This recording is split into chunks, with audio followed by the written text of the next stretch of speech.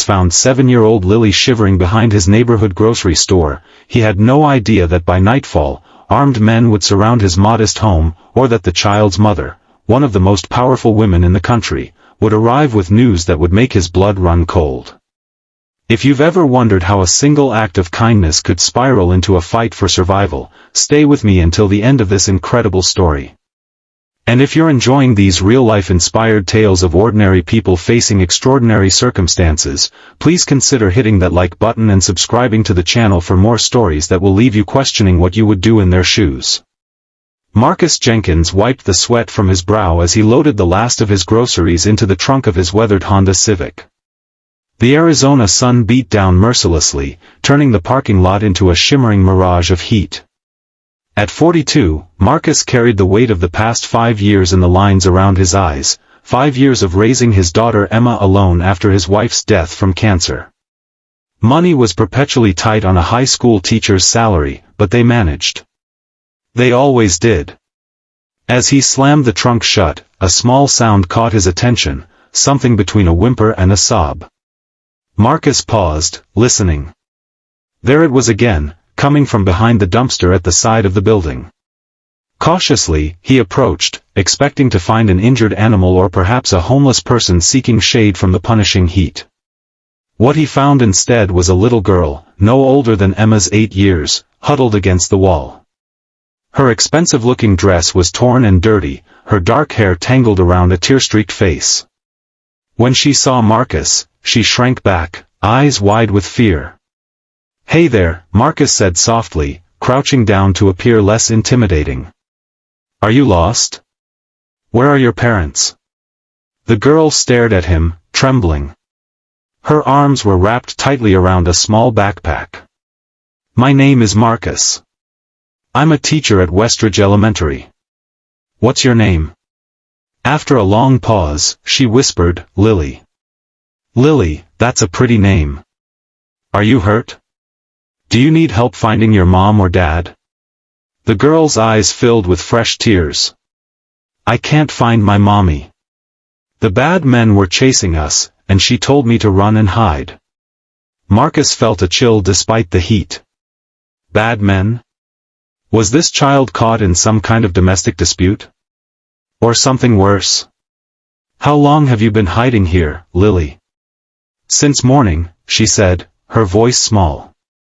"Mommy said not to talk to anyone, but I'm so thirsty." Marcus glanced around the parking lot. There was no sign of police or anyone searching for a missing child.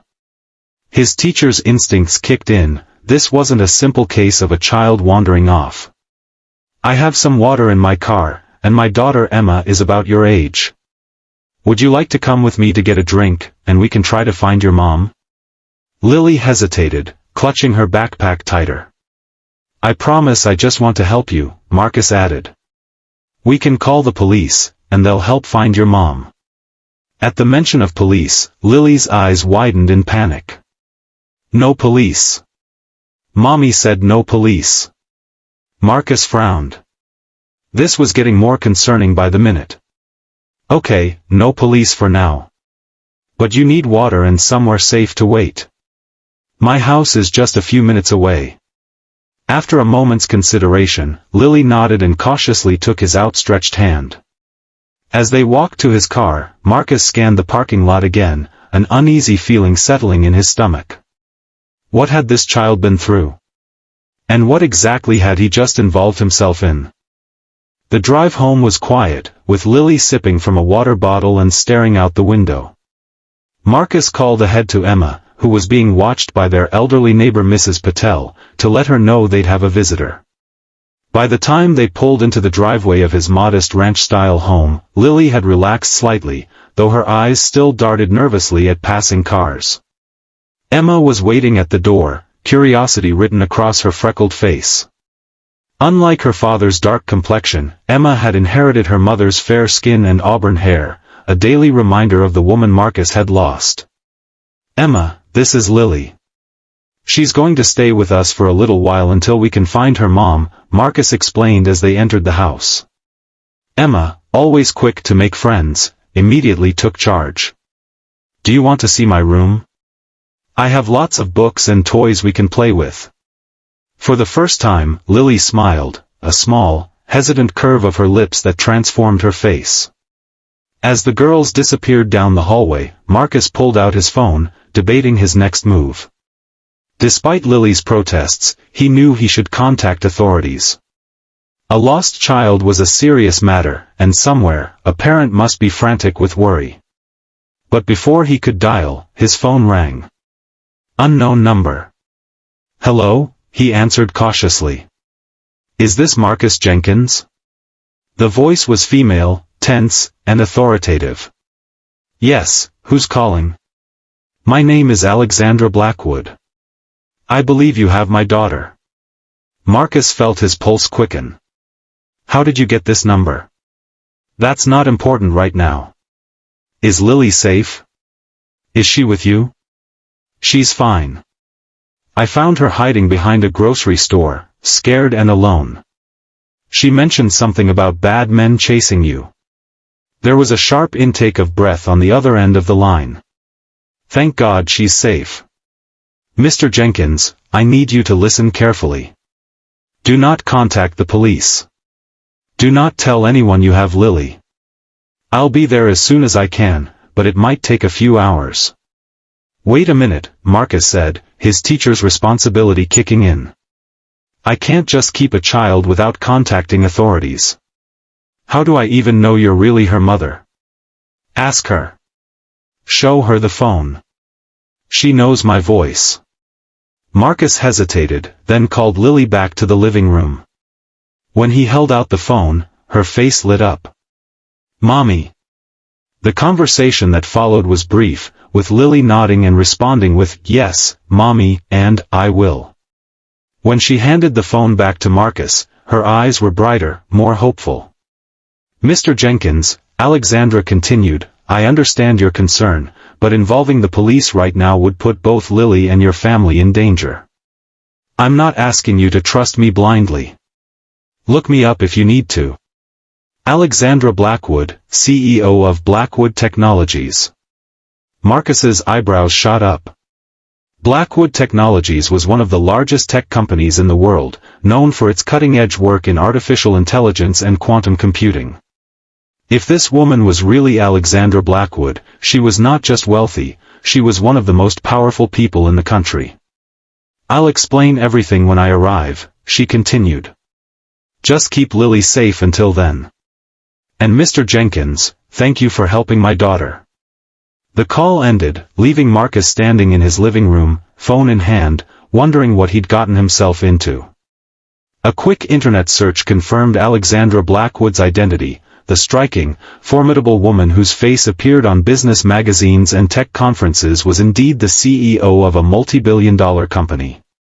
Recent headlines mentioned a mysterious absence from a major tech summit, with her company citing personal matters. For the next few hours, Marcus tried to maintain a sense of normalcy. He prepared dinner, spaghetti with meatballs, Emma's favorite, and watched as the two girls gradually became more comfortable with each other. Lily was clearly well-educated and polite, but there was something in her manner that spoke of privilege and wealth. The way she held her fork, her precise diction, the casual mention of her home in the big house on the hill with the helicopter pad. As the evening wore on, Marcus found himself checking the windows more frequently, an inexplicable anxiety building in his chest. What had Alexandra Blackwood meant about danger? What kind of trouble could a tech CEO and her young daughter possibly be in? His questions were answered at precisely 9:17 p.m., when the sound of vehicles pulling up outside broke the quiet of the evening. Marcus peered through the blinds to see 3 black SUVs with tinted windows parked along the curb. Men in dark suits emerged, scanning the area with the practiced efficiency of security professionals. From the center vehicle stepped a woman whose presence commanded attention even from a distance. Tall and elegant in a tailored pantsuit, her dark hair pulled back in a severe bun, Alexandra Blackwood moved with purpose toward his front door. 2 men flanked her, hands inside their jackets in a way that suggested they were armed. The doorbell rang, and Marcus felt his mouth go dry. He turned to the girls, who were engrossed in a board game on the living room floor. "Lily, I think your mom is here," he said, trying to keep his voice steady. Lily jumped up, her face a mixture of excitement and something else, fear? Apprehension? She ran to the window, peeked out, and then turned to Marcus with wide eyes. "It's Mommy," she confirmed, but didn't move toward the door. The doorbell rang again, more insistent this time. Marcus took a deep breath and opened it. Alexandra Blackwood was even more imposing in person. Her sharp features were accentuated by high cheekbones and penetrating gray eyes that assessed Marcus in an instant. Despite the late hour and what must have been a stressful day, she looked immaculate, not a hair out of place.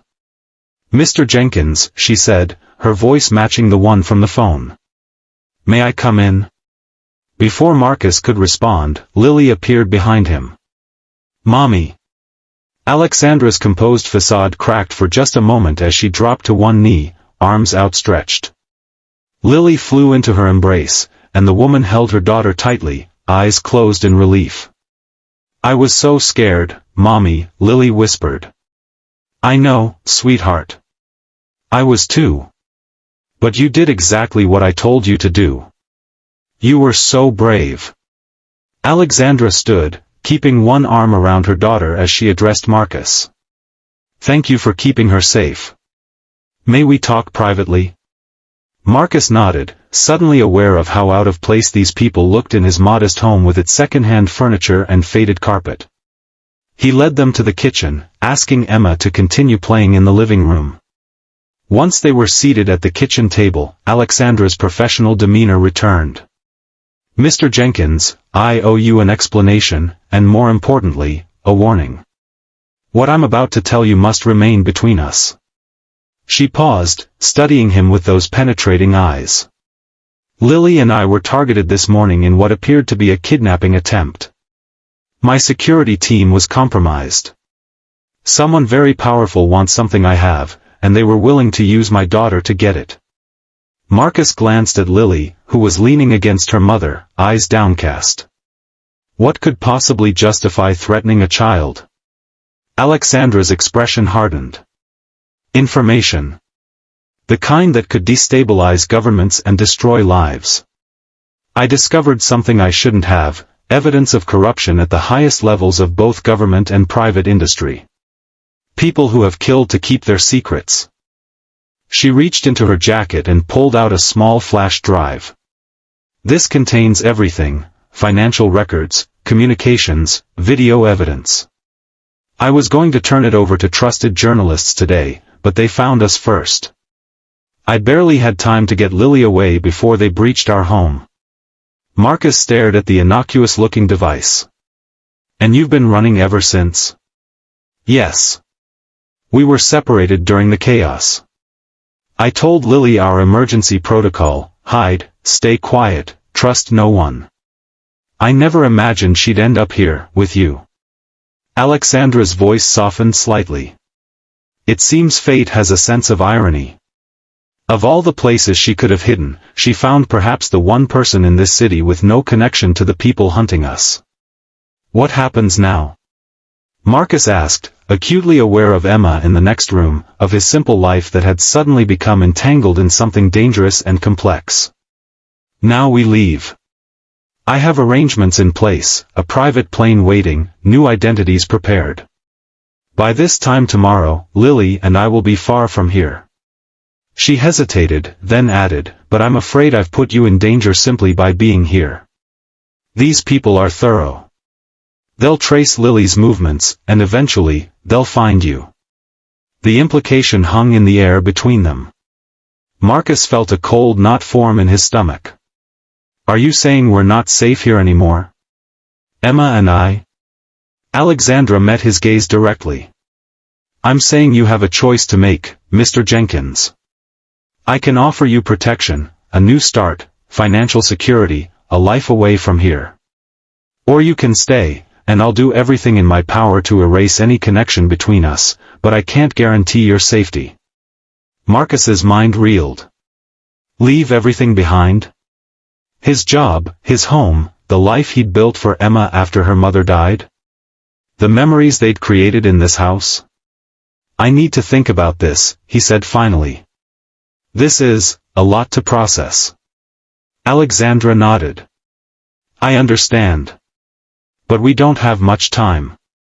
My security team can only maintain a perimeter for so long before we risk detection. As if on cue, one of the men in suits appeared at the kitchen doorway. Ms. Blackwood, we need to move. Satellite imagery shows unusual activity 3 blocks north. Alexandra stood immediately. Prepare the vehicles. We leave in 5 minutes. She turned back to Marcus. Mr. Jenkins, I'm sorry to pressure you, but I need your decision now. Will you and Emma come with us? Marcus looked toward the living room, where Emma was showing Lily how to build a card house. His daughter, who had already lost so much, who trusted him to keep her safe. Could he really uproot her again? But could he risk staying, knowing what might be coming for them? If we come with you, he said slowly, what happens to us? Where would we go? Initially, a secure location outside the country. After that, wherever you choose. I have resources, Mr. Jenkins.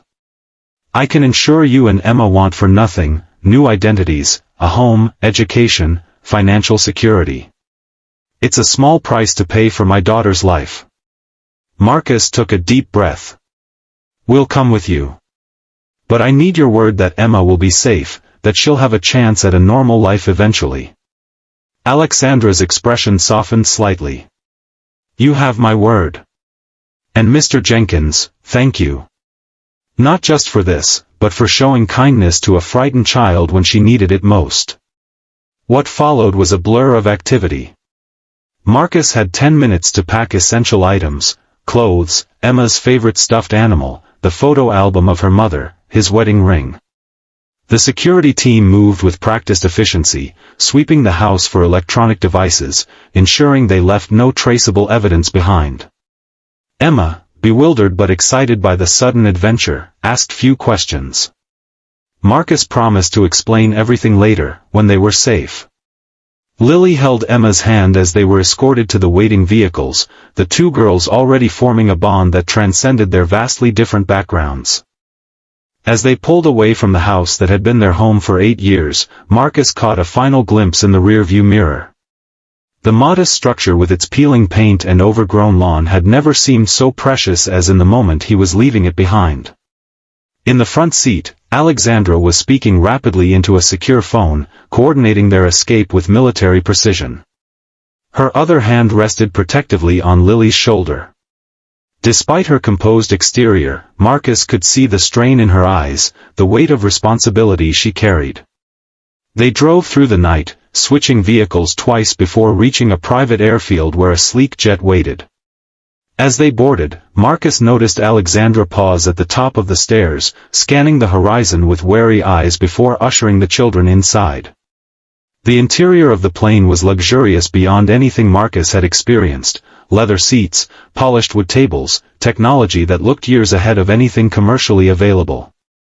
Emma's eyes widened as she took it all in, while Lily seemed perfectly at home, immediately settling into one of the plush seats. As the jet taxied down the runway, Alexandra sat across from Marcus, her posture rigid despite the comfortable surroundings. Once we're airborne, I'll explain everything in detail, she said. You deserve to know exactly what you've become involved in. Marcus nodded, watching as Emma and Lily whispered together, already forming the kind of fast friendship only children can create. Where are we going? For now, a private island in the South Pacific. It's secure, isolated, and completely off the grid. We'll stay there until I can safely release the information I have. The plane accelerated, pressing them back into their seats as it climbed into the night sky. Below, the lights of the city grew smaller, the life Marcus had known receding into the distance. Alexandra's eyes met his across the cabin. I know this isn't what you planned for your life, Mr. Jenkins. But sometimes the most important journeys begin with a single act of kindness. You saved my daughter.